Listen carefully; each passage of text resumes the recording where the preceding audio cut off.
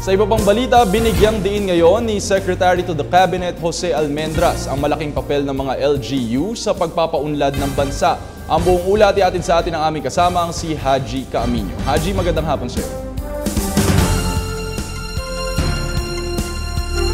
Magandang hapon sa iyo, JC. Nakasalalay sa local government units kung paano mapauunlad ang bansa. At sa ginanap na 2014 Public Governance Forum ay binigyang diin ni Cabinet Secretary Jose Rene Almendras ang kahalagahan ng good governance at transparency para mapaunlad o para makuha ang tiwala ng investors at ng taong bayan. Sa kanyang pagsasalita sa harap ng mga representative mula sa local government units, Philippine Army, Department of Social Welfare and Development, at sa Civil Service Commission at private sector, sinabi ni Almendras na hindi ang pagpasok ng investments at mga negosyo sa bansa at kung hindi kikilos ang LGU sa usapin ng security at structural deficiency. Pinuri naman ni Almendras ang Civil Service Commission dahil sa kontribusyon nito sa pagpapabuti ng serbisyo publiko ng mga empleyado ng gobyerno. Kabilang sa mga proyekto ay ang pagpapatupad ng performance bonus system at special program para sa matapat na empleyado.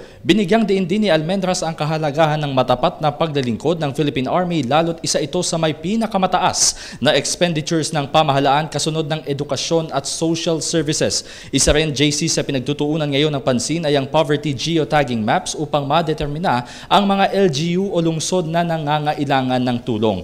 Samantala, sa inilabas na report ng National Competitiveness Council o NCC ay nangunguna ang Cagayan de Oro City sa pinakamaunlad o competitive na lungsod.